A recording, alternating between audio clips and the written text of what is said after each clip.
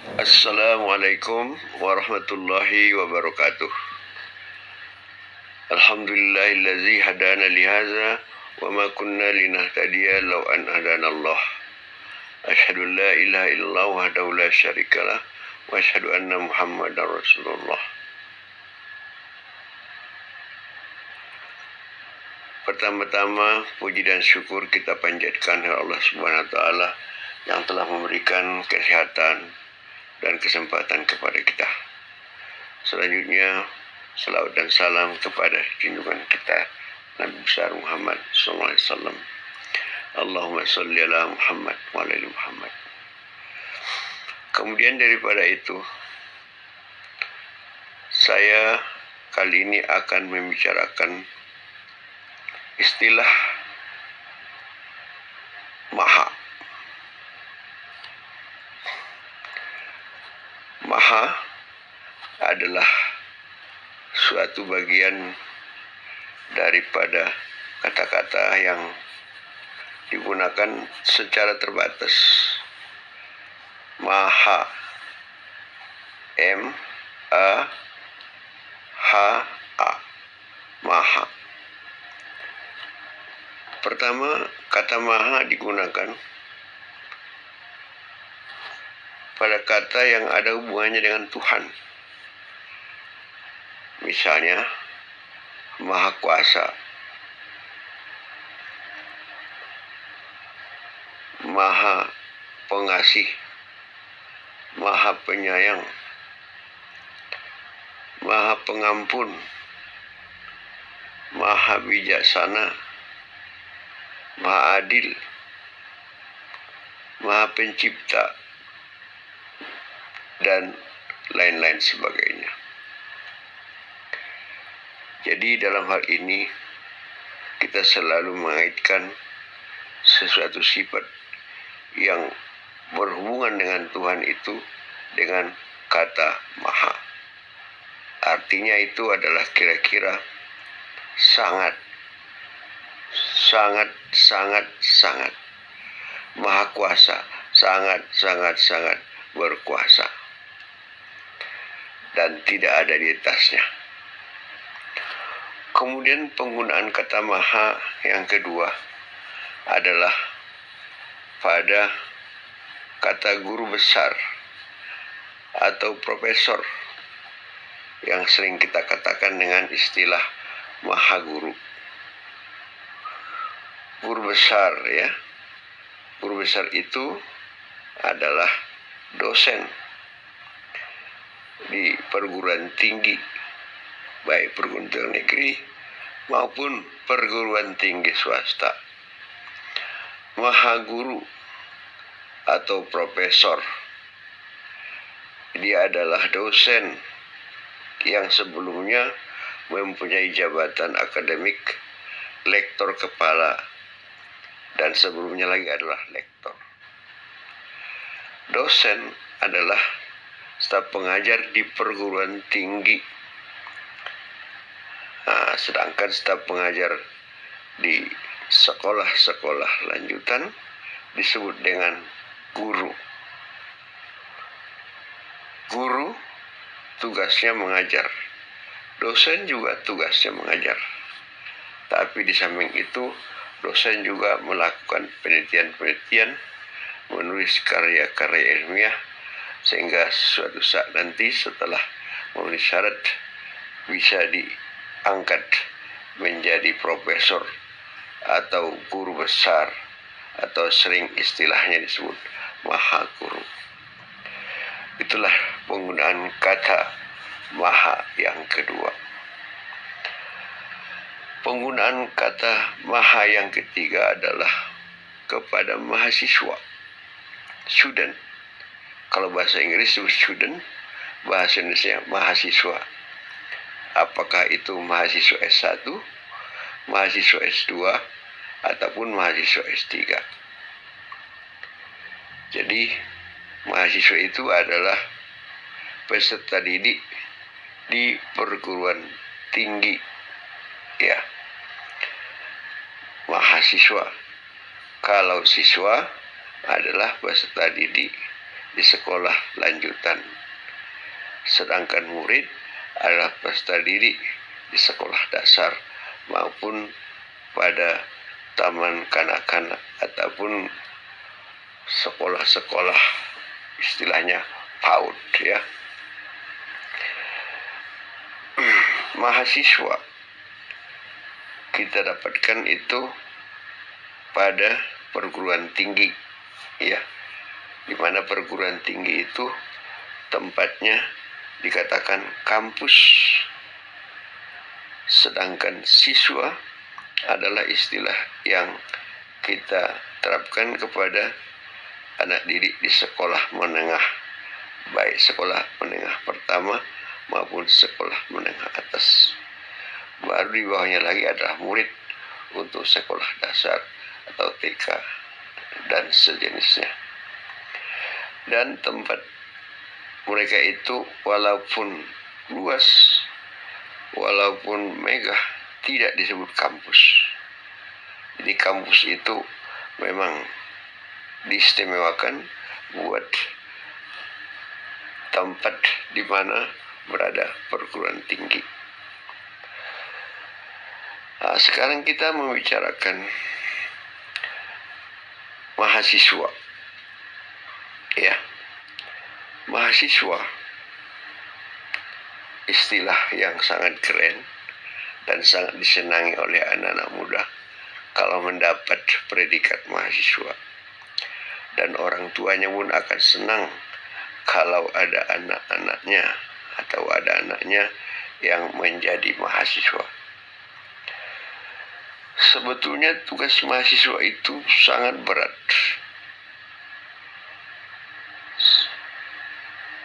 Yaitu pertama, mereka itu belajar untuk meraih gelar sarjana. Mereka belajar berarti membaca buku, berguru kepada dosen, supaya mendapat gelar sarjana baik S1, baik S2, maupun S3. Kemudian tugas yang kedua adalah tugas yang diharapkan oleh masyarakat yang disebut dengan istilah kontrol sosial. Nanti ini akan kita bicarakan lebih lanjut. Dan tugas yang ketiga yang selalu diberikan oleh perguruan tinggi adalah membantu ataupun membimbing mahasiswa baru agar dapat mengikuti perkuliahan di perguruan tinggi.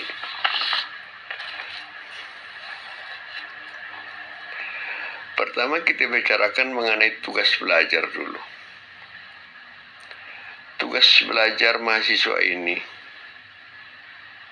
adalah tugas utama yang mungkin orang tua sangat mengharapkan supaya bisa menjadi sarjana, mendapat gelar sarjana, sarjana apapun itu, karena di perguruan tinggi itu banyak sekali bidang-bidang studi atau program studi yang bisa diikuti. Belasan fakultas, dan setiap fakultas nanti berbagai macam program studi ya. Jadi puluhan bidang studi yang bisa dipilih oleh seorang mahasiswa. Pada umumnya mahasiswa belajar di perguruan tinggi untuk mendapatkan gelar kesarjanaan. Tentunya mereka harus mengikuti berbagai kegiatan-kegiatan. Pertama adalah mengikuti kuliah tatap muka dengan dosen yang bersangkutan selama perkuliahan berlangsung sesuai dengan kurikulum yang berlaku, di mana kurikulum disusun untuk 8 semester atau 4 tahun. kuliah tatap muka itu bisa juga dilakukan dalam keadaan tertentu secara online atau daring, seperti dilakukan pada masa COVID ya. Jadi di sini kita akan mengenal SKS, sistem kredit semester. Jadi setiap mahasiswa akan mengikuti kuliah sebanyak beberapa SKS, misalnya 20 SKS per semester. Maka dia nanti akan mengikuti kuliah setiap hari, mulai dari hari Senin, Selasa, Rabu, Kamis, Jumat, 1 atau 2 mata kuliah dengan dosen yang sudah ditetapkan oleh program studi. Jadi sekitar 20 SKS ya, sehingga kalau udah 8 semester nanti bisa selesai, biasanya adalah 144 SKS, termasuk untuk tugas ya, untuk tugas dan kerja praktek. Jadi mengikuti kuliah adalah kegiatan utama. Kemudian kegiatan kedua adalah belajar mandiri di rumah. Jadi apa yang diajarkan dosen, kita harus belajar di rumah dan kita cari literatur untuk menambah wawasan kita mengenai topik kuliah tersebut. Karena biasanya materi kuliah yang diberikan dosen hanya sekitar 10-50% dari materi yang seharusnya kita pelajari. Jadi untuk itu kita harus rajin membaca buku-buku yang berhubungan dengan kuliah tersebut. Jadi belajar mandiri di rumah ataupun di perpustakaan atau di tempat lain itu adalah merupakan tugas yang kedua. Tugas yang ketiga adalah mengerjakan tugas-tugas yang diberikan oleh dosen, yang sering disebut dengan PR atau pekerjaan rumah ya, tugas-tugas rumah. Dan ini harus kita kerjakan karena ini ada penilaiannya dan diserahkan kepada dosen. Kemudian kita harus belajar berkelompok melalui kelompok belajar dengan teman-teman kita. Dan ini penting untuk menambah wawasan kita ya. Karena belajar sendiri kadang-kadang wawasan kita tidak terbuka lebar. Tapi dengan belajar bersama, maka materi kuliah itu akan bisa dibahas lebih dalam lagi. Jadi perlu belajar bersama dengan teman-teman dalam suatu kelompok belajar. Di samping itu tentu kegiatannya adalah kegiatan praktikum. Ya, kegiatan praktikum di laboratorium. Kemudian kegiatan kerja praktek di perusahaan-perusahaan atau lembaga-lembaga yang disetujui oleh program studi, dan kegiatan-kegiatan lain yang ada hubungannya dengan perkuliahan tersebut. Baru kegiatan yang terakhir adalah ujian tengah semester atau UTS dan ujian akhir semester atau UAS, yang ini wajib diikuti untuk menentukan nilai daripada mata kuliah mahasiswa tersebut. Jadi inilah kegiatan-kegiatan yang harus diikuti oleh seorang mahasiswa. Ini adalah tugas utama. Target harus selesai 8 semester, atau kalau mau lebih cepat lagi 7 semester atau 3,5 tahun. Dan ini adalah merupakan beban dari orang tua kita. Orang tua kita tentu berharap supaya anaknya berhasil di perguruan tinggi, selesai cepat tamat sesuai dengan kurikulum yang berlaku. Malah kalau bisa tamat lebih cepat lagi dengan 7 semester misalnya. Jadi tugas ini tentu bukan tugas yang mudah ya. Tugas yang mudah memang harus sungguh-sungguh belajar. Tugas lain lagi adalah sebetulnya tugas ini adalah tugas kemasyarakatan, yaitu melakukan kontrol sosial di masyarakat, baik di bidang politik, demokrasi, dalam rangka kenegaraan ataupun kebangsaan, dan juga dalam rangka adanya ketidakadilan di dunia ataupun di suatu negara. Jadi ini adalah merupakan bagian daripada tugas yang diharapkan daripada mahasiswa oleh masyarakat. Jadi misalnya kalau ada suatu masalah di suatu negara, kadang-kadang sangat diharapkan mahasiswa turun tangan untuk melakukan suatu kegiatan yang mendorong misalnya pemerintah untuk memperbaiki kebijakan-kebijakan yang dilakukan selama ini, ataupun untuk memperbaiki penyimpangan-penyimpangan yang terjadi, sehingga bangsa dan negara bisa diselamatkan. Jadi kontrol sosial ini sangat diharapkan dari mahasiswa.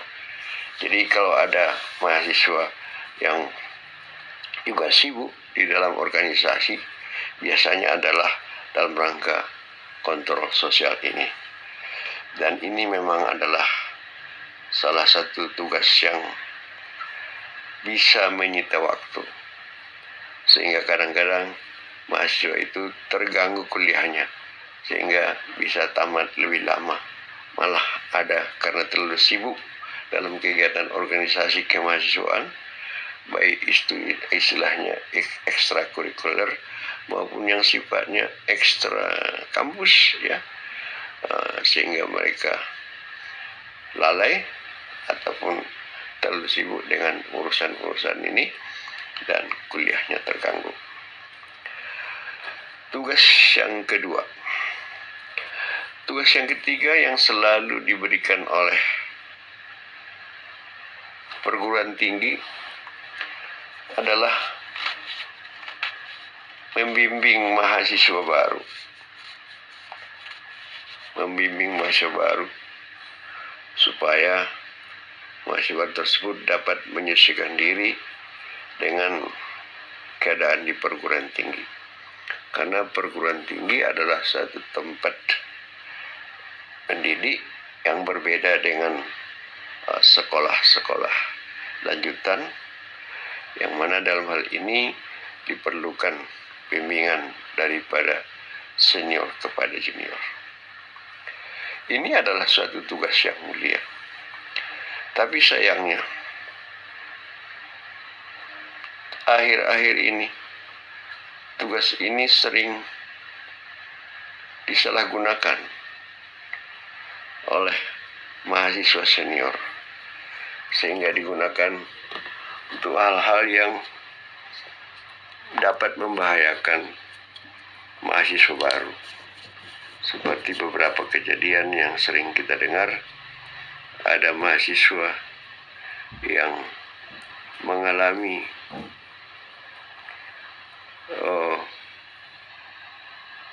perlakuan fisik kepada mahasiswa tersebut sehingga mengalami cedera, malah ada yang sampai meregang nyawa, ya, atau menghembuskan napas yang terakhir akibat perlakuan yang dilakukan oleh senior-seniornya. Jadi ini adalah suatu hal yang sebetulnya merupakan suatu beban oleh perguruan tinggi bagaimana mengontrol kegiatan mahasiswa senior dalam rangka membimbing mahasiswa junior ini.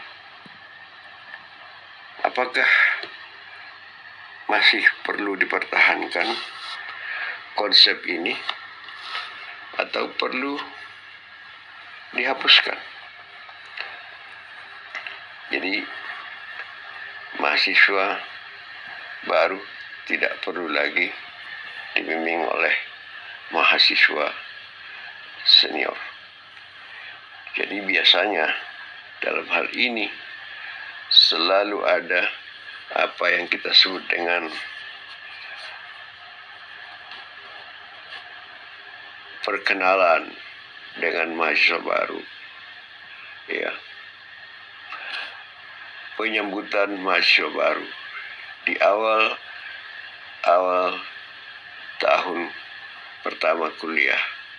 Akan ada kegiatan-kegiatan yang sifatnya memang kegiatan ekstrakurikuler, di mana mahasiswa lama diberi tugas oleh perguruan tinggi atau program studi untuk memberikan semacam pengarahan-pengarahan, bimbingan-bimbingan kepada mahasiswa baru. Tapi dalam hal ini seringkali terjadi hal-hal yang tidak diinginkan, yang sangat merugikan mahasiswa baru itu sendiri. Mudah-mudahan ini dapat diatasi dengan cara-cara yang elegan, dengan cara-cara yang baik. Karena saya sebagai seorang pensiunan dosen yang pernah menjabat sebagai pembantu dekan 3 bidang kemahasiswaan pada tahun 2000-an, sangat merasakan sekali tugas-tugas yang berat dalam rangka mengawasi kegiatan-kegiatan perkenalan atau bimbingan mahasiswa baru ini oleh senior. Karena di antara senior-senior ini ada yang mencari kesempatan untuk keuntungan sendiri, baik yang bersifat material maupun yang bersifat non-material, atau hobi atau kesenangan untuk istilahnya itu adalah melatih mahasiswa baru, ataupun istilah-istilah lain yang sering dilakukan. Jadi mudah-mudahan dari sekarang sampai ke belakang hari tidak ada lagi mahasiswa baru yang dirugikan, karena akhir-akhir ini ada yang sempat menjadi korban, ya, di perguruan tinggi bagi mahasiswa baru yang dilakukan oleh seniornya. Jadi tugas mahasiswa itu memang berat, ya, bahwa predikat mahasiswa itu bukanlah predikat yang mudah untuk disandang, karena di sana banyak harapan dari orang tua, harapan dari masyarakat, dan harapan daripada perguruan tinggi itu sendiri. Mudah-mudahan mulai sekarang perlu ditata bagaimana tugas-tugas membimbing mahasiswa baru ini oleh mahasiswa baru lama bisa diefektifkan, bisa ditertibkan, supaya tidak terjadi hal-hal yang tidak diingini yang dapat merugikan kalangan perguruan tinggi itu sendiri. Jadi kira-kira itulah yang ingin saya sampaikan di sini dalam rangka kita membicarakan istilah maha. Jadi maha itu sangat besar sekali sebetulnya peranannya, dan penggunaannya pun sangat terbatas. Pertama adalah mengenai ketuhanan, kedua mengenai guru besar, ketiga mengenai mahasiswa. Selain itu tentunya tidak bisa menggunakan kata-kata maha. Maka berbangga hatilah saudara-saudara yang pernah jadi mahasiswa, yang pernah jadi maha guru atau guru besar, karena di pundak kalian adalah tanggung jawab yang begitu besar yang diharapkan oleh masyarakat. Demikian sekedar opini dari saya. Kalau ada kesalahan, mohon dikoreksi. Billahi taufik wal hidayah. Wassalamualaikum warahmatullahi wabarakatuh.